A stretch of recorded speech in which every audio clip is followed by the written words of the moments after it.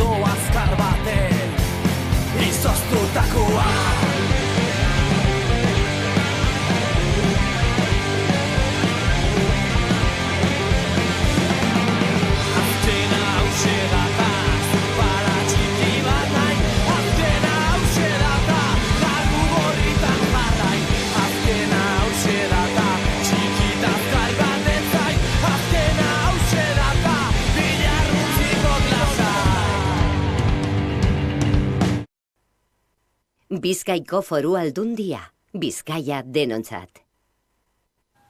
Trafikoari dagokionez, Behi-30ean Leioan errepidea erabat itxiko dute Kantabriarako noranzkoan gaur gauean 10:00 bihar goizeko 6 arte. 8:00 Galdakaon itxita jarraituko dute N654 errepidetik sartzeko adarrak eta baita Galdakao erdialdera irteteko adarrak ere biak Donostiarako noranzkoan gaur gaueko 10:00 bihar goizeko 6:00. Gainera Behi-651 errepidean Mungian itxita egongo dira Zabalondo industrialetik sartzeko adarrak azaroren amaierar arte. Informazio gehiagorako sartu bizkaia.eus atarian.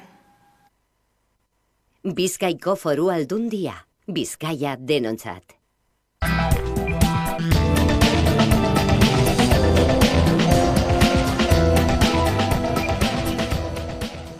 Tantaotzak hondamendia eragin du Valentzian, denborale handia izan da asteartean eta gaua luzea. Valentzian gutxienez 85 pertsona hil dira Valentziako Generalitateak jakinarazi duenez. Beste 2 hilako aurkitu dituzte Gaztela-Mantxan eta beste bat Malagan.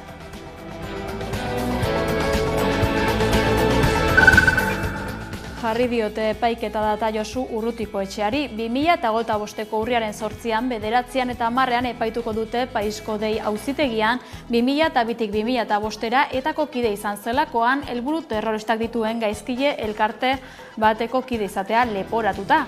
2021ko irailean iragan beharra zen epaiketa hori, baina prozedura akatsak zirela eta ezohiko erabaki hartu zuen epaitegiak. Epaiketa bertan bera utzi zuen eta berriz instrukziora bidali zuen sumarioa epaileak. Ordutik bulegoetan egonda kasua, goiz honetan epaiketa eguna finkatu duten arte.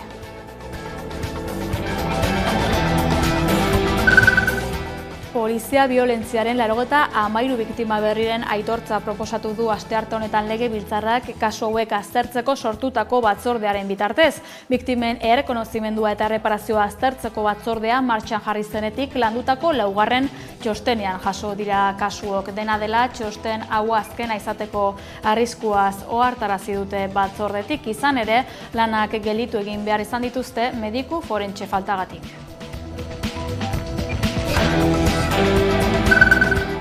Osakidetzaren aldeko herritun bat erdiesteko bidean beste pauso bat eman dute gaur. Euskal Autonomia Erkidegoko osasun sistemaren diagnostiko bat onartu dute Eusko Jaurlaritzak eta ituna adostera deituak izan diren eragile politiko, sindikal eta sozial guztiek esekak izan ezik. Horrela burutu dute osasun ituna adosteko lehen fasea eta bigarrenari ekin diote. Osakidetza ardaztuko duten printzipioak adosteari alegia. Itxaropentzu gaude, uste dugu diagnostikoaren lehen fasea dokumentu hau adostasun handi batekin onar daitekela. Beti ere saiatzen gara osasun itun hau erakitzailea izaten, hainbat ekarpen eta jaso ditugu, bai lehenengo bileraren ondoren eta bai bigarrenengoaren ondoren, eta hainbat eta hainbat onartu dira, uste dugu horregatik dokumentua onartzeko adostasun bat edo adostasun zabal bat egongo dela. Hortik aurrera, ekarpenak, orain arte bezala ekarpenak jasotzeko prest, eta ia denon artean, zego da guztion helburua da, osasun itun hau aurrera ateratzea herritar guztien alde.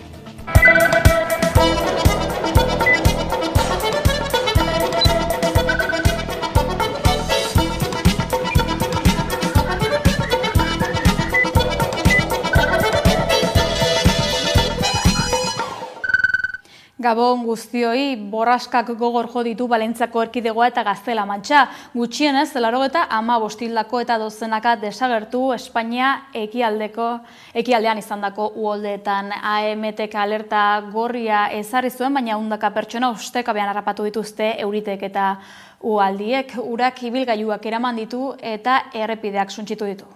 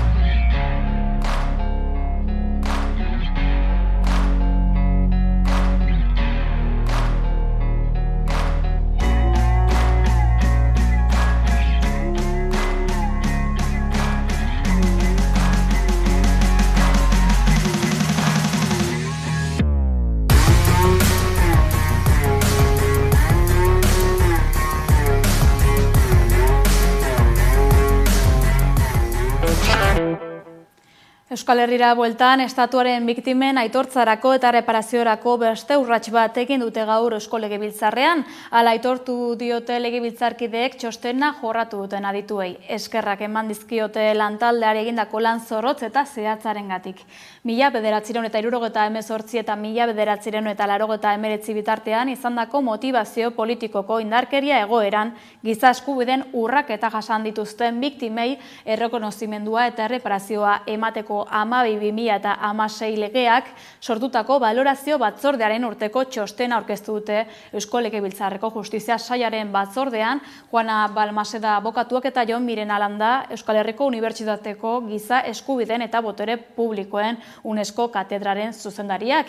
Beste 93 biktimari eman diete aitortza, baina baliabide faltagatik geldirik daudela salatu dute.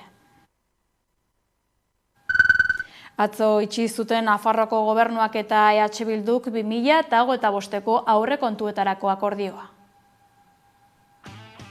PSN Geroa Bai eta Kontibozturekinek eta EH Bilduk 2025ko aurrekontuen akordioa itxi berri dute.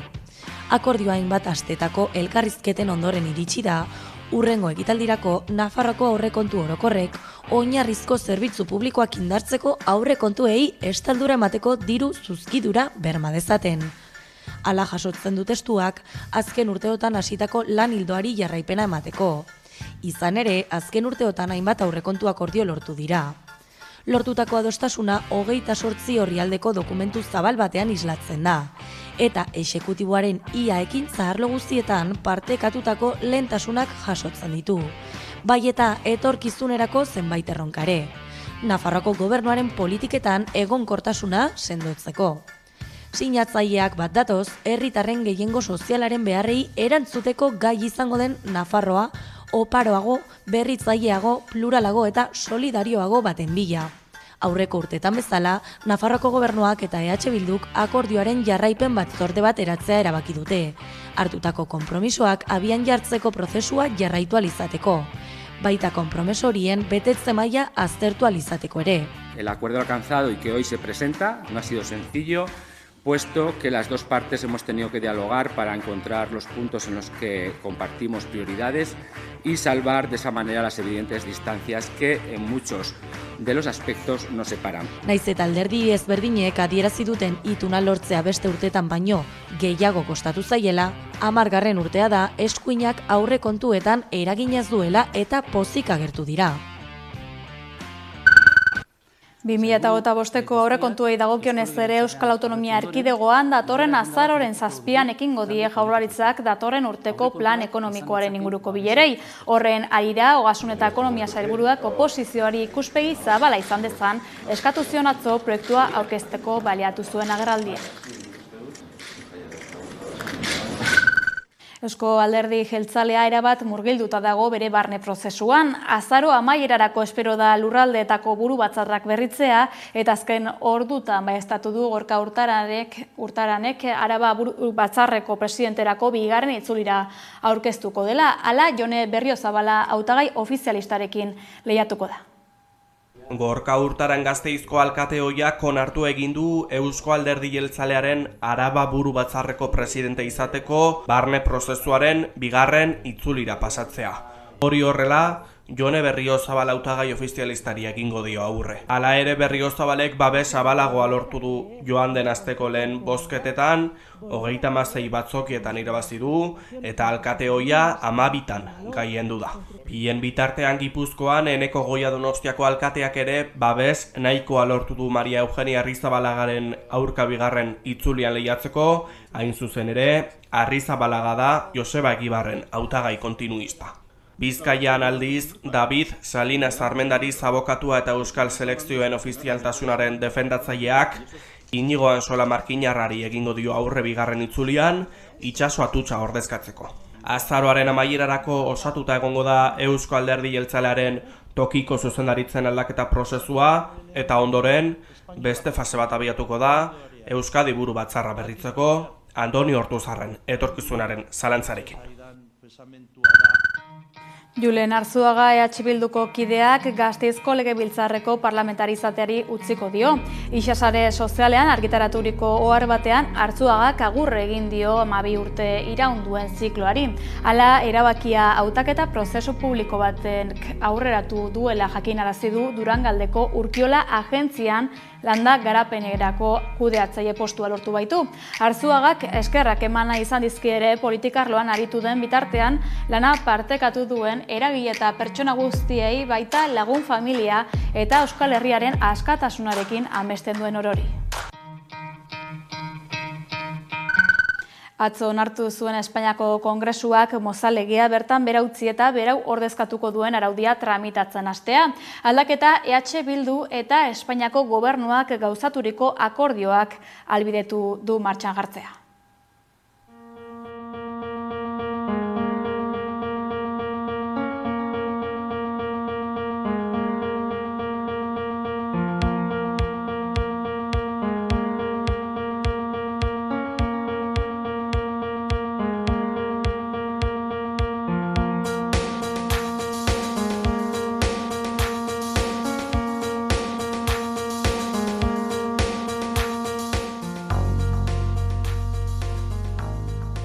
Aukera bat daukagu lege honekin amaitzeko, mozalegearekin amaitzeko.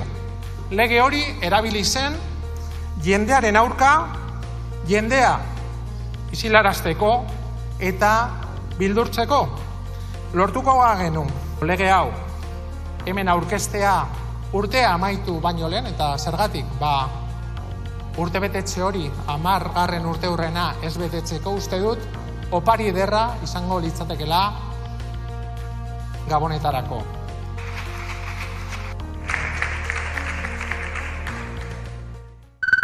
Ertzaintzak mozalegea aplikatu dio Euskal Herria bizirikeko kide bati mendian egindako mobilizazio baten arira eta emakumeak helegite bat aurkeztu zuen isunaren kontra. Horren arira epaiketa jaso zen atzo Gasteizen eta elkarretaratzea egon zen justizia jauriegiaren aurrean. Beste behin mozalegea baliatzen duten inongo bermerik gabe militantzia zigortzeko, gelditzen ahalegintzeko. Egitasmo suntsitzaileen suntsitzaileek edozein baliabide darabilte beraien negozioak aurrera ateratzeko. Ezinbesteko da tamainako erokeria honen aurrean altzatu eta aurre egitea, ezein zaintaiaren gainetik. ez digute balio ingurugiro arazo eta klima larrialdiaren sustatzaileek inposatu nahi dizkiguten zazpi irtenbide interesatuek. Irtenbidea lurraren defentsan antolaturiko herritarroetatik etorriko da.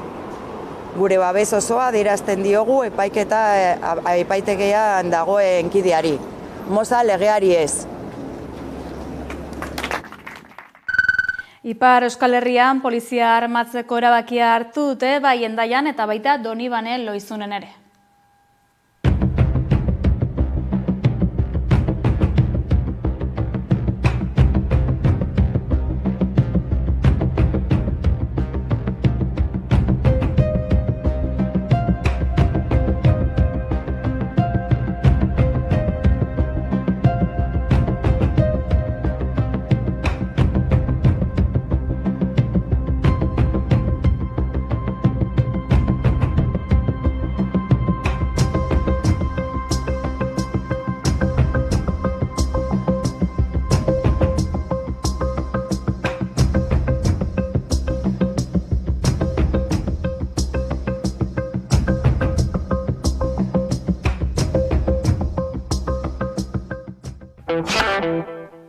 Euskal Autonomia Erkidegoko osasun itunaren negoziazio prozesua aurrera doa eta gaur bildu da mahaia, beste behin ere oraingo honetan Gasteizen bertan izan da Mikel López de Ziordia. Hasi da dagoeneko osasun itunaren aldeko mahaiaren 3. bilera Gasteizeko Europa jauregian. Euskal osasun sistema publiko proaktibo eta preventibo bat lortzeko bildu dira gaur eragile politiko, sindikal eta profesionalak. Aurreko bileran Alberto Martínez Ruiz sailburuak adierazi duenez, dagoeneko adostasun orokorra bildu dute Euskal osasun sistema diagnostikoari buruz. Alberto Martínez osasun sailburuak asteazken honetan osasun sistemaren egoerari buruzko diagnostiko dokumentuaren gehiengoaren babesa lortzea espero duela adierazi du. Alderdi politikoekin, gizarte eragileekin eta Euskadiko osasun profesionalen ordezkariekin lortu nahi duen osasun itunaren abiapuntua lortzeko helburuarekin. Asteazken honetan Euskadiko osasun egoerari buruzko diagnostiko adostua lortuz, osasun ituna bermatzeko lehen urratsa lortzeko itxaropena azaldu du osasun sailak. Itxaropentzu gaude, uste dugu diagnostikoaren lehen fasea dokumentu hau adostasun handi batekin onar daitekela. Beti ere saiatzen gara osasun itun hau eraikitzailea izaten, hainbat ekarpen eta jaso ditugu, bai lehenengo bileraren ondoren eta bai bigarrenengoaren ondoren, eta hainbat onartu dira. Uste dugu horregatik dokumentua onartzeko adostasun zabal bat egongo dela. Hortik aurrera, ekarpenak, orain arte bezala, ekarpenak jasotzeko prest, eta ia denon artean, segur da guztion helburua da, osasun itun hau aurrera ateratzea herritar guztien alde. Sailburuak gaineratu duenez, lehen akordio hori lortu ondoren diagnostikoaren dokumentua Eusko Legebiltzarreko osasun batzordera bidaltzea aurreikusten da. Ondoren lehen etapa hori gainditu ostean, itunari buruzko printzipio zehatzak adosten saiatuko dira, osasun sistema indartsu eta eraginkor bat bermatzeko helburuarekin. Bizkaiko eta Arabako anbulantzia zerbitzuan izandako arazoak eta Lapau esleitutako enpresaren irteerarekin amaitu dutenak ere aipatu ditu Martinezek. Osasun sailak kontratu horiek berriro lizitatzeko erabakia adieraziz. Enpresaren barruan zegoen gatazka Lapauen pairatzen ari ziren egoerari leporatu dio. Nola nahi ere arazo hori bideratuta dagoela adierazi du eta prozesu bat jarri dela martxan erabiltzei zerbitzua bermatzeko. Osakidetzari dagokionez ere, larrialdietako anbulantzien baldintzen inguruan mintzatu da EH Bildu. Izan ere, koalizio subiranistaren ustetan emergentzia zerbitzu guzti hauek kudeaketa publiko izan beharko lukete.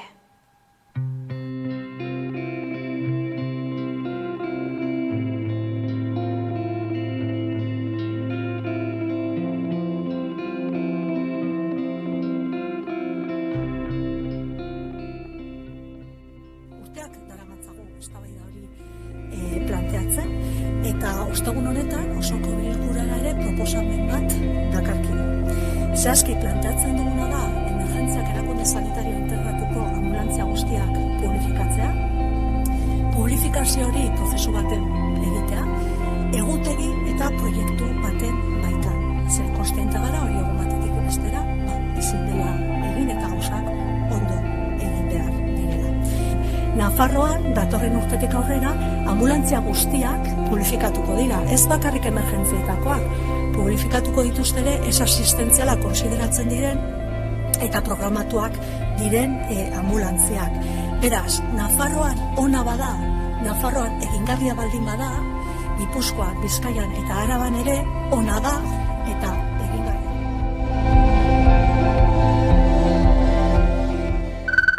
Nafarroan foru gobernuak indarkeria matxistaren biktimentzako errekurtso berri bat jarri du martxan. Oraingo honetan, buru osasun arazoak dituzten eta eraso matxistak jasan dituzten emakumeentzako egoitza bat ireki du. Nafarroko gobernuak egoitza baliabide espezifiko bat jarriko du osasun mentaleko arazoak edo adikzioak dituzten eta indarkeria matxistaren biktimak diren emakumeentzat. Datorren urtean zehar, horretarako utzitako higiezin bat egokituko du, 200.000 euroko aurrekontuarekin, eta baliabideak eta arreta emango dizkio pertsona bakoitzaren arabera. Hala, iragarri dute Felix Taberna lehen lehendakariorde eta lehendakaritza eta berdintasuneko kontseilariak eta Patrizia Bat Nabiko zuzendari gerenteak. Prentsaurreko batean, 2025erako berdintasunaren alorreko berrikuntza eta jarduera ildo nagusiak azaltzeko. Su máxima preocupación en el sentido del mayor de los problemas es la violencia machista. Y en ese sentido nosotros encaramos y queremos afrontar la violencia machista porque los datos que nos llegan del ámbito de Fiscalía, ya en este año estamos ya en las 1.700 denuncias por violencia hacia las mujeres. Nabarmentzekoa da gainera 2025ean emakumeengandako indarkeriaren aurkako bigarren ekintza plana eginen dela.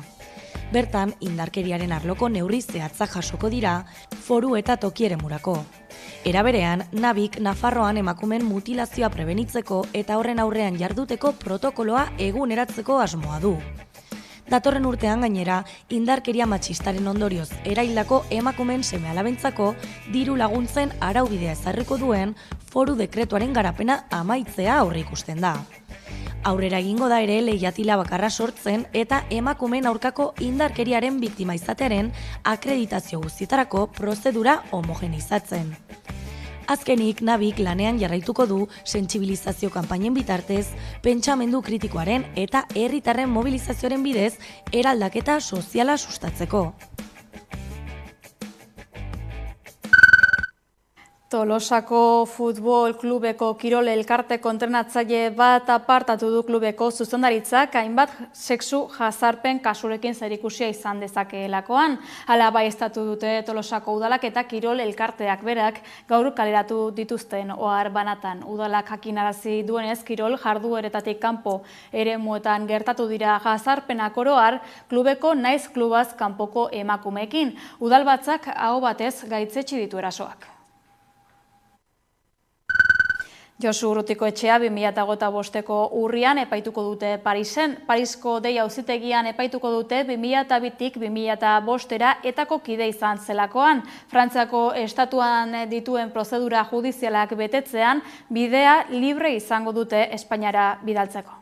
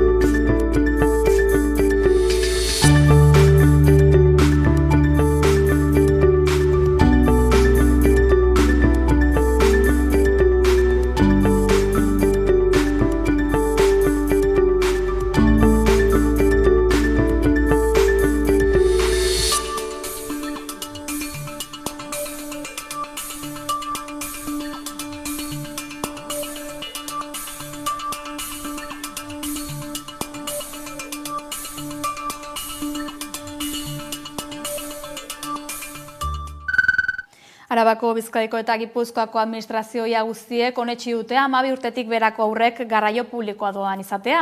Ola Tziartza Donostiako mugikortasun eta garraio jasangarriko zinegotziak esan du neurria aztertuko dutela erabaki bat hartu aurretik. Gaur egun oro har 6 urtera arte erabiltzen dituzte doan garraio publikoko zerbitzuak. Asteazkenean, Euskadiko Garraio Agentziak 12 urtetik beherakoentzat doako garraio publikoa abian jartzeko proposamena jorratuko duen bilera izan du. Gaur egun 6 urtetik beherakoentzat doakoa bada ere, Susana Garzia mugikortasun jasangarriaren sailburuak pasaden astean egindako adierazpenetan, adintartea handitzearen proposamena plazaratu zuen. Gainera, Euskotreni eragingo dion auzia 2025ko urtarrilak batean indarrean sartzea aurre ikusten duela argitaratu zuen Garzia sailburuak sare sozialetan. Bestalde, gazteak saritzea helburu dutela jakinarazi zuen sailburuak.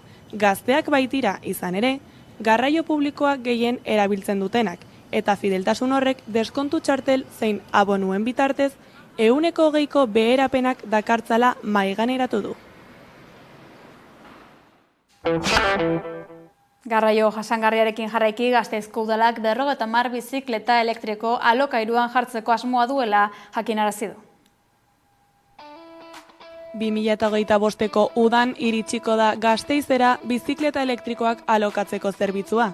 Oraingoz 50 bizikleta izango dira eta 4 estazioetan egongo dira eskuragarri. Antxo jakituna hiribidean, Leizaola plazan, Iparralde gizarte etxean eta autobus geltokian alegia. Jada Euskal Herriko hiriburu gehienetan aspaldi finkatu zen tendentzia jasangarri hau, Gasteizen ere duela 12 urte planteatu izan zen. Orduan aurrera atera ez bazen ere, oraingoan EH Bilduk, PSE eta EAJ gobernutaldearekin mugikortasun aktibo eta iraunkorra bultzatzeko lortutako aurrekontu akordioak hau bermatu du. Akordioak 55.000 euroko aurrekontua izango du. 300.000 euro ekimen hau garatzeko aurrekontu negoziatzotik eta 150.000 euro Next Generation funts europarretatik. Estazioen kokapena ez da ausazkoa izan, esaterako intermodalitatearekin mesedegarriak dira eta bidegorriekiko lotura zuzena daukate kokaleku hauek. Lerro zuzenean 1,2 kilometro eta 1,4 kilometro tartean aurkitu daitezkelarik. 50 bizikletekin hasiko badira ere, etorkizunean egin daitezkeen zabalkuntzak aztertuko dituzte. Honetarako, birkarga puntuen eta ibilgailuen eragin zein eskariaren inguruko aldizkako ebaluazioak egingo dituzte. Ekialde hurbilean Israelen erasoek aurrera diraute eta azken orduotan 100 pertsonatik gora erail ditu armada sionistak Gazako zerrendan. Gainera, Knesetak, estatu honetako parlamentuak, Nazio Batuen erakundeak Palestinan duen agentziaren lana debekatu zuen astelehenean zerrendan.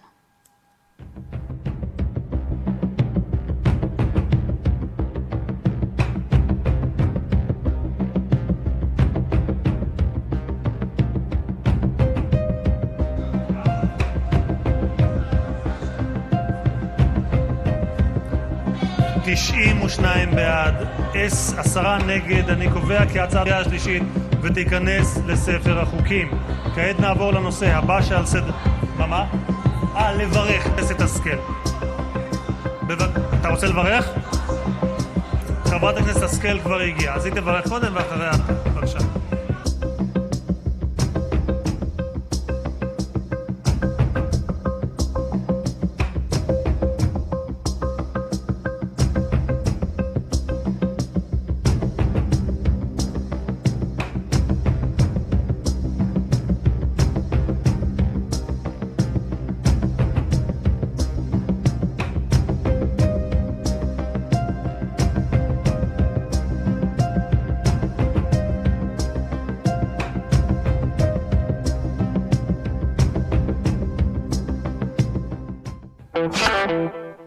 Kulturarloan, Peru Abarka lehiaketako 2 irabazleak dira Murmur album ilustratuaren egileak, Ane Labaka eta Raquel Samitier. Itoizko urtegiak aurretik eramandako herrien istorioa du oinarri liburuak.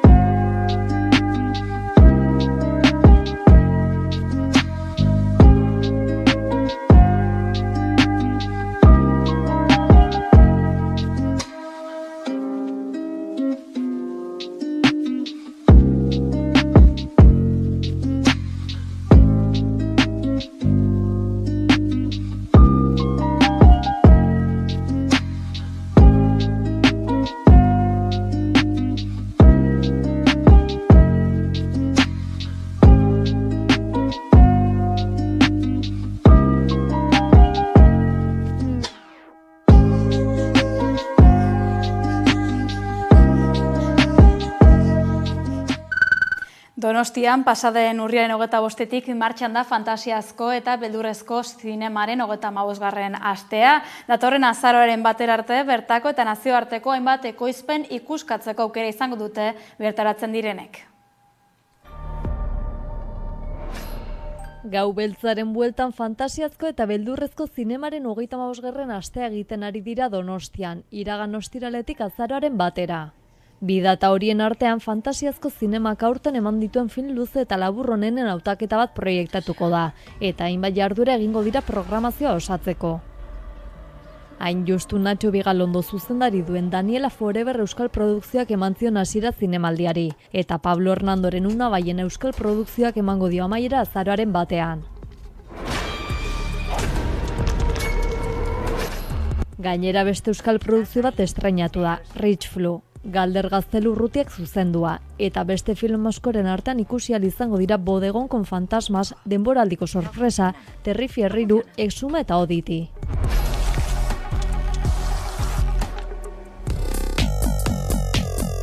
Edizio honetako berritasun nagusia bestalde Animedon da, Japoniar animaziozko zinemari eskainitako sail paraleloa, 4 film luze programatuta dituena. Estrainaldikoak 3 eta aurrentzako saio bat. Hasiera emateko omenaldia egin zitzaion Dragoi Bolari antzoki zaharrean, pasaden igandean. Animedonen barruan bestetik bi erakusketa ere izango dira aurten. Dragoi Bolatik infinitura Akira Toriyamari omenaldia eta Euskadi Fantastikoa 20 Nacho Fernández.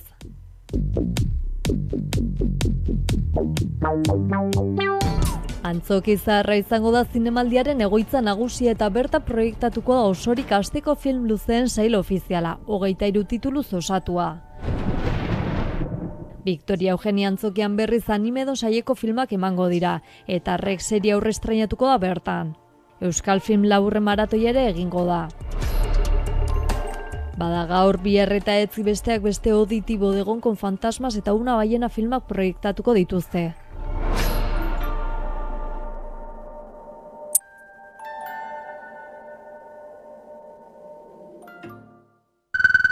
Gaur goizean aurkeztu du Bilbon Azkue Fundazioak aurtengo jokoteknia jardunaldien edizioa. Bertan izan da Xabi Alo. Jokotekniaren 7. edizio aurkeztu berri dute Bilboko Euskararen etxe honetan, Bizkaiko Foru Aldundiko, Eusko Jaurlaritzako, Azkue Fundazioko eta Game Erauntziko kideak izan dira bertan. Azaroaren 9 egingo da jardunaldia Euskararen etxean izan bezala, eta bertan 4 hitzaldi, mahai inguru bat eta gamer gela egongo dira. Jokoteknia jardunaldietan Euskal Bideogintza Industriako aditu eta jokalariak batera jarriko dira momentuan dauden proiektu interesgarriak ezagutu, industriaren diagnostiko bat egin eta aurrera begirako ildoak zeintzuk diren argitzen saiatzeko asmoarekin. Eta gainera, euskarazko ekoizpenaren inguruko gaur egongo diagnosi eta prospektiba bat egiten ere saiatuko dira jardunaldietan. 7. antolatu dute aurten Azkue Fundazioak eta Game Erauntziak eta azaroaren 9 Bilboko Euskararen etxean egingo da. Jardunaldi honetan, bideojokoen industriak gure hizkuntzaren aberastasunagaz bat egiten dau eta teknologia barriak eskaintzen deusku esan baliabideak erabiltea eta euskarazko bideogintzak oihartzun handiagoa izatea gura geunke. Euskara ardatz izango du jokotekniak, gazteek euskaraz jolas dezaten helburuarekin. Eta guretzat oso importantea da, gazteak euskarara ekartzea. Gazteek ikustea euskara erabili daitekeela eskolatik kanpo. Ez dela bakarrik eskolaren kontestu horretan, baizik eta esparru ludiko batean. Aurtengo edizioan gainera hizlari euskaldunak hartuko dute parte. Arlo desberdinetan aditu da bakoitza, eta modu horretara bideojokuei lotutako askotariko gaizek lantzeko asmo edo helburu hori dekogu.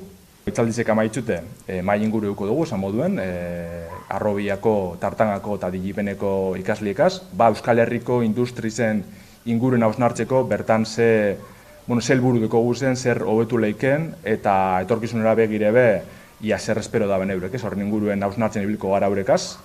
Mikel Antero arte zuzendaria eta garatzailea, Maite Martinez diseinatzailea, Ibai Oianguren informatikaria eta bideojoko zalea, eta Unai Arruga eta izango dira hizlariak, eta aurten berrikuntzekin dator jokoteknia. Begirada Euskal Herrian jarri dugula, da, nosbait kanpora jarri dugu begirada, baina aurten barruan jarriko dugu, eta zerbait berezia eskaintzeragoaz aurten, eta da egun horretan, hau da, azaroaren 9 arratsaldez, Euskararen etxean gamer gela bat izango dugula.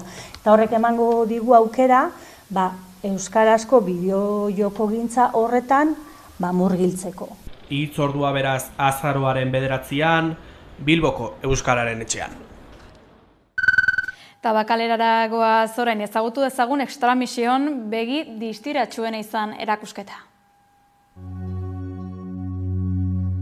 Tabakaleran ikusgai da Extramision begi distiratsuena izan erakusketa. Jessica Sara Rinland artista zinemagilaren instalazioak topa ditzakegu mugimendudun irudi berriak eta audio grabazioak 20. mende hasierako National Geographic aldizkariko horriekin kombinatzen ditu. Erakusketak sorkuntza artistiko eta audiobisuala sustatu eta arte garaikidearen eta zinaren arteko intersekzioa bultzatzen ditu. Hain justu Jessica Sara Rinlandek ikusmira berriak programan egonaldia egin zuenak monologo kolektibo bere azken film luzea erakutsi zuen Donostia Zinemaldian. Eta orain bere lana ikusgai da Tabakalerako 2. aretoan instalazio audiobisuala eta artxibo historiko uztartzen dituena.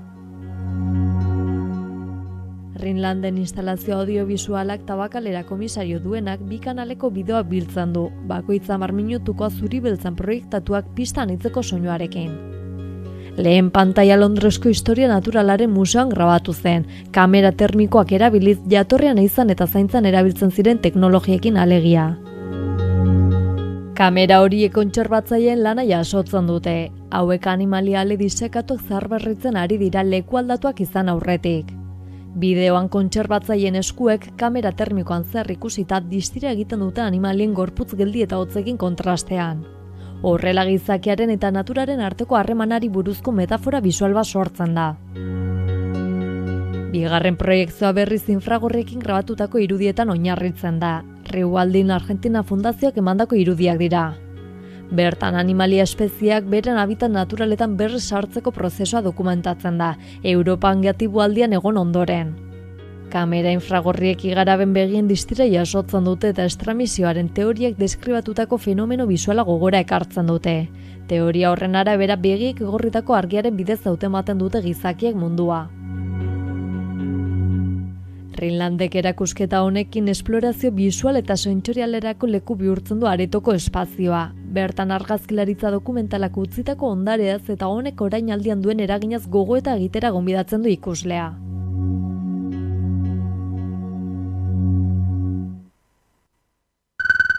Bilbo musikaz beteko du bime jaialdiak ostiralera arte Fermin Muguruzaren omenezko kontzertu bat tartean. Ez galdu.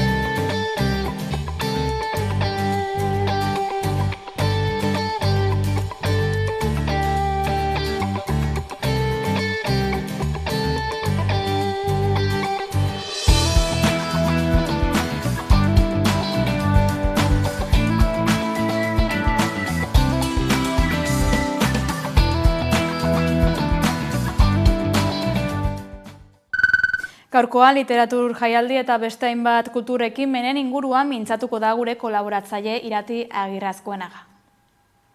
Literatur amuak jaialdia egingo da Ondarruan, disiplina desberdinetako sormena eta euskara ardatz hartuta. Aurten ere, herriko sortzaileek hartuko dute leku bereziena jaialdi honen baitan. Juan Fernandez Egiguren argazkilariak esaterako, ondarrutarrek bildumaren 2. atala erakutsiko du udal erakusketa aretoan gaurko egunetik hasi eta azaroaren 10 bitartean. Egunero 6-etatik 8-etara eta asteburuan 11-etatik ordu bat erdietara. Bihar, urriaren 31an, arratsaldeko 7-etan, kofradia zaharrean artxibo biluzia antzeslana egongo da, metroa kuadraka antzerki kolektiboaren eskutik. Eta azaroaren 1ean, 6-etan, kofradia zaharrean baita ere, haur eta helduentzako ikuskizuna. Egun berean, 7-etan, toki berean, kofradia zaharrean bertso saio espekulatiboa egongo da, Nerea Ibarzabal, Onintza Enbeitea eta Sustrai Kolinaren eskutik gai jartzailea Berriozabal izango da. Larun batean, azaroak 2 Mikel Etxaburu lerkariak Matxalingo Alaba lan arrakastatzuan oinarritutako poesia musikatu ikuskizuna plazaratuko du, kofradia zaharrean arratsaldeko 8-etan. Matxalingo Alaba Saturrarango kartzelan egondako emakumeen bizipena kontatzen duen lana da. Eta azaroaren 8ean, datorren astean, 6-etan, solasealdia egongo da Miren Agur Meabe idazlearekin. Ikuskizun guzti hauetarako ez da behar sarrerarik doainik dira, baina edukiera bete arte sartu ahal izango da. Kulturarteko plaza feminista zinema bihurtuko da 2 astez, nun eta Hernanin. Hain zuzen, datorren ostegunetik, azaroaren 7-tik, 17 izango da Ariak zinemaldia. Euskal Herria, Palestina, Sri Lanka, India, Chile, Senegal, Espainia, Nigeria, edota Brasil, han eta hemengo errealidadeak ezagutzen, Brasilek, han eta hemengo errealidadeak ezagutzeko aukerak emango dizkigute. Hori emango dugu aurtengo edizioak, dokumentalak, solasaldiak, musika eta aurten afrodantza saio bat ere izango dira. Hernaniko udaleko lankidetza sailak sustatzen du zinemaldi hau, giza eskubideen urraketak eta hoien aurrean antolatzen, aurre egiten eta erresistitzen duten Euskal Herriko zein munduan barreneko protagonistei ahotsa emateko. Edizio honetarako gainera memoria hartu da gai gisa. Horri lotura ertz askotako eta eremu geografiko ugaritako istorioak ezagutzeko aukera izango dute bertaratzen direnek.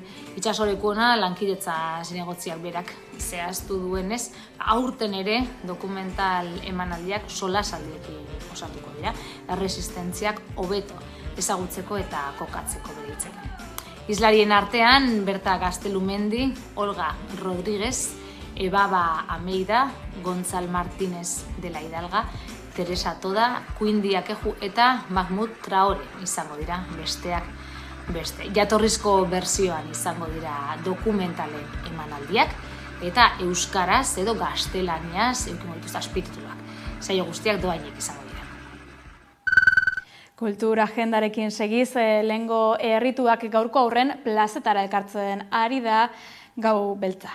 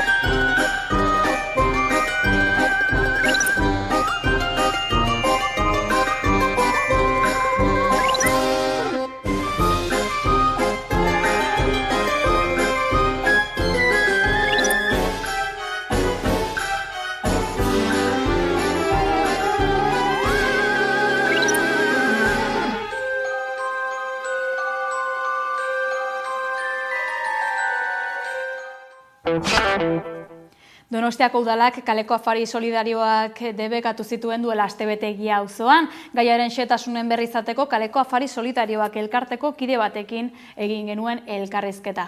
Adi.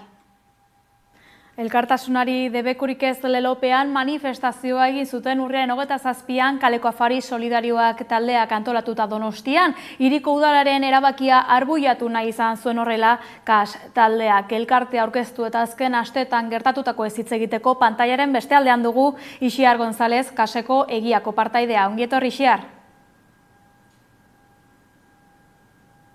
Eskerrik asko.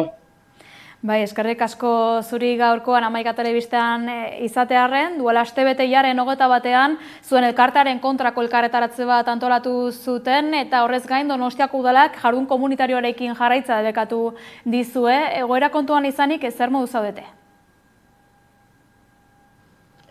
Bueno, asteoa oso intentsua izan da eta gora beratsua, eta horrek nekea eta buruko mina sortzen du, baina aldi berean sendotu eta ere sentitzen gara elkartasun handia jasotzen ari garelako eta aurrera egiten ari garelako, ez dugu etenik egin afaria banatzerakoan.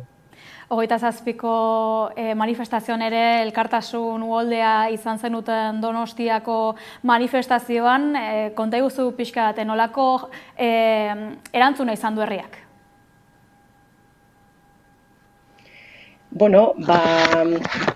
Erantzuna, kalean ikusi da, ez da.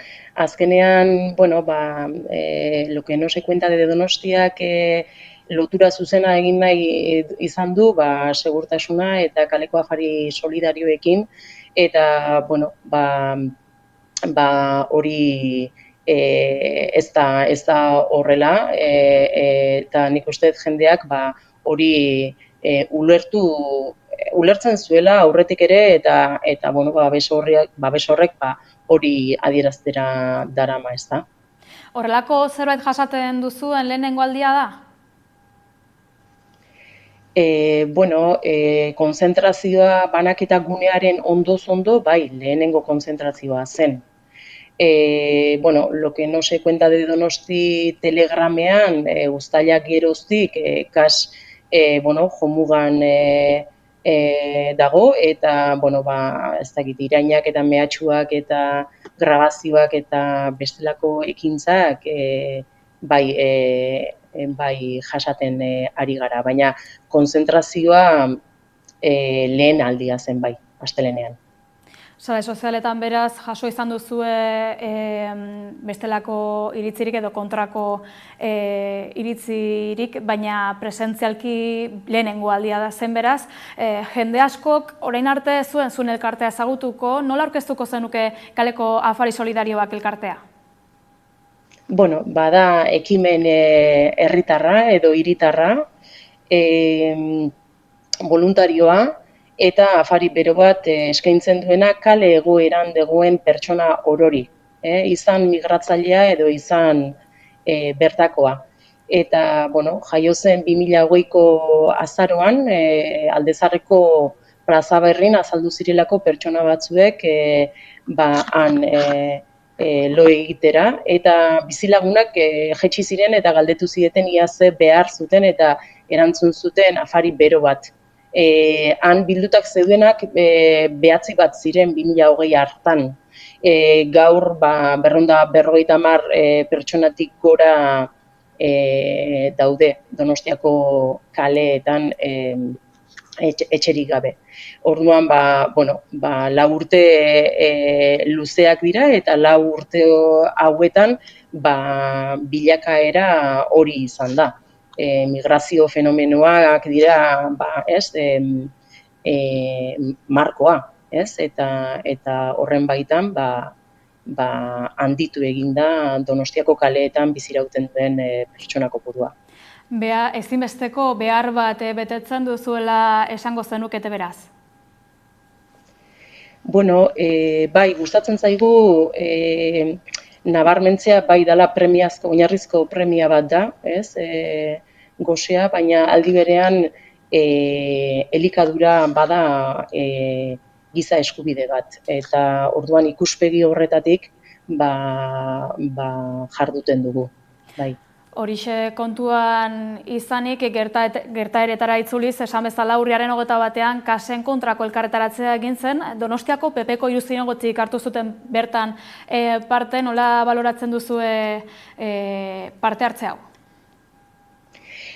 Hor pixka bat zuzenketa edo egingo dut, kasen kontra leloak ez zioen, kasen kontra zenik. Argitu bazala segurtasunaren alde, bai? hortikan aurrera banaketa gunearen ondoz ondo egitea eta banaketa egitea lortu genuen, baina ordua aurreratu egin genuelako, saiesteko konfrontazioa badakigu pertsona horiek hori bilatzen dutela eta hori nahi dutela, eta gero jende asko bildu zen, ez zuten baimenik konzentrazio hori egiteko, ertzaina inguruan zegoen, baina ez zieten debekatu, eta hortik aurrera ezin ziurtatu eta esan nola piztu zen su hori ez bainengoenan. Sua piztu zen alare, eta zuek konfrontazioa ekidi nahi duzue zute horren aurrean? Bai, guztiz, zeren ulertzen dugu pertsona horiek hori nahi dutela, beraiek beraiek egiten dutelako lotura migrazioa eta segurtasuna eta orduan baliatu nahi dute liskar hori beraien helburura iristeko, ezta? Eta orduan guk gure egitekoa ez da hori eta beste modu batzuekin aurre egingo diegu, baina ez liskarrekin. Gainera, aipatutako elkarretaratzaren ostean, neurriak hartu nahi izan ditu Hiriko udalak, egia auzoan zuen jarduna egitea debekatu dizuete, nolako harremana izan duzue udalarekin orain arte? 4 urte daramazkigu eta 4 urtetan, gutxi gora bera, hau ere ez da zuzena izango, 4-5 alditan bildu gera Donostiako udalarekin eta aldi guztietan kasek problematika kontestualizatu du migrazioen fenomenoaren baitan eta gosea edo elikaduraren eskubidea gaia konkretua, da gure ekinbidea, baina eta ekinbide horretarako eskatu dugu gutxienez jantoki sozial bat irekitzea, baina aldi guztietan testuinguru horretan gure ikuspuntua zabaldu dugu eta adierazi dugu pertsona hauei laguntzeko esku hartzea integrala izan behar duela, ezta? Zeren kale egoeran daude, asko buru osasun arazoak dituzte, kontsumo arazoak dituzte, eta guztiz gizarte zerbitzuetatik at daude, ez danak, baina bai batzuk. Orduan, 4-5 aldi horietan helarazi dugu ikuspuntu hori. Eta bilera horietan jaso dugu, Donostiako udalak badu bere estrategia eta estrategia horren baitan jarraitzen dute eta ez dituzte edatu egoerak eskatzen duen aina dituzten zerbitzuak. Esan nahi dut, egon badauzka zerbitzuak, baina ez dira nahikoak. Kale egoeran asko zere pertsona gehiago daude gaur egun. Egoera oso zailak bizi dituzten pertsonak daude kalean, pertsonak azpimarratzekoa da hori finean eskubideak izan beharko luketenak. Egoera kontuan izan da, nola jaso zenuten debeku honen berria? Debeku honen berria jaso genuen asteartea, ez dakit ze zenbakia zen, 22, uste dut, ahozko komunikazioa, ahozko jakinerazpen bidez, udaltzaingoa gerturatu zen, banaketa gunera, eta ahoz adirazi zigun urrengo egunetik aurrera bertan ezin zirela afariak eskaini. Ez ziguten entregatu inungo idatzizko komunikaziorik, hortaz ez genekizkin arrazoiak ere zeintzuk ziren. Eta horrela, hurrengo egunean, kasek erabakizun bertan afariak ez banatzea eta Gipuzkoa plazara joan ginen. Era berean gainera Donostiako segurtasun zinegotzi Martin Ibabek adierazi zuen afariak debekatzeko arrazoi bakarra eta esklusiboa inguru horretan gertatzen ari den segurtasun arazoa dela. Nola baloratzen dituzu hitzok? Balorazioa baino, bai guri hori ere ostiralean eduki genuen bilera bat, eta bai jaso genuen baita ere azalpen berdinak jaso genituen, azken 6 hilabetetan egin dituzten eragiketa ez dakit esaten den polizialak kontuan harturik, erabaki hori hartzea erabaki zutela. Guk helarazi genien egunak 24 ordu dauzkela eta afaria ordu erdi bateko kontua dela eta segurtasuna, galdera ere egin genien, ez? Ia afari bat ematea ustearekin uste duten segurtasuna areagotu egingo dela, ez da? Kasek ez du inoiz ukatu eta ez du inoiz ukatuko tematika bat dagoela eta arazo egoera dagoela.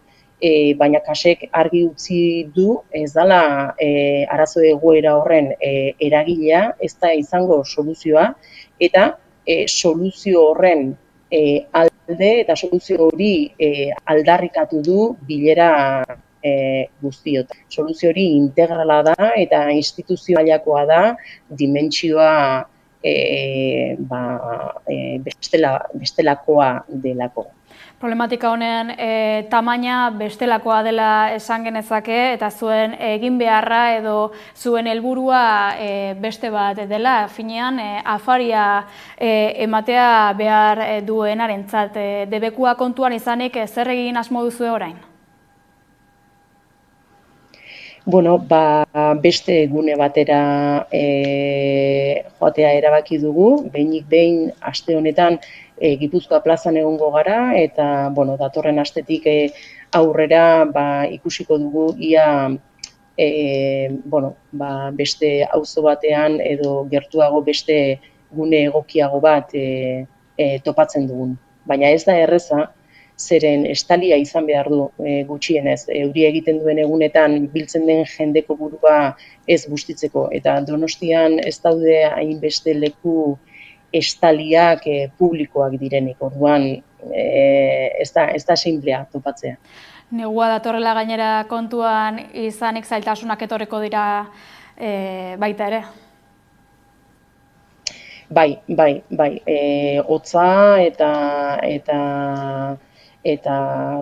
euria eta azkenean pertsona hauek kale egoeran daude 24 orduz. Orduan batzuk prestakuntza egiten dute edo gaztelania ikasi edo formazioa eta baina egoera oso kaskarrean daudenak, horiek ezerezean daude egun osoan, hortaz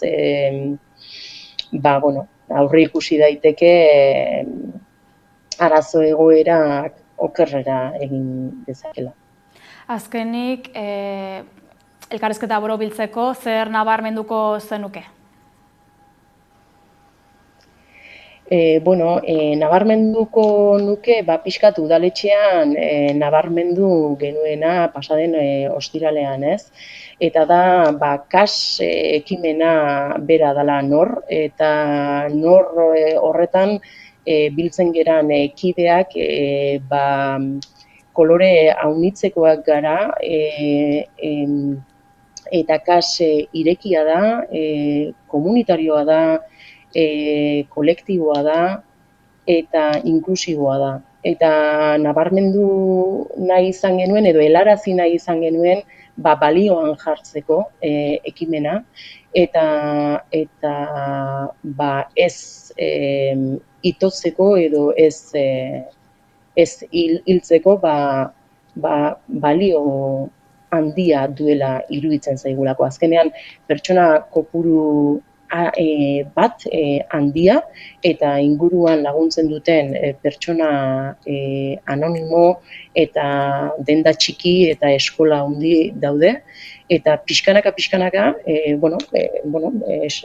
sare bat edo behintzat geroz eta gehiago gara, eta azkenean albo batera uzten ditugu gure diferentziak eta espazio komun horretan dagoen ekin bide hori horretara bideratzen ditugu ahaleginak. Eta, iruditzen zaigu gaur egun balio handiko ekimena. Ixiar, mila esker zuen ekinbidea aurkeztearen eta azkenengo berriez mintzatzearen, ea laster berririk badugun. Bale, mila esker zuei eta jarraituko dugu.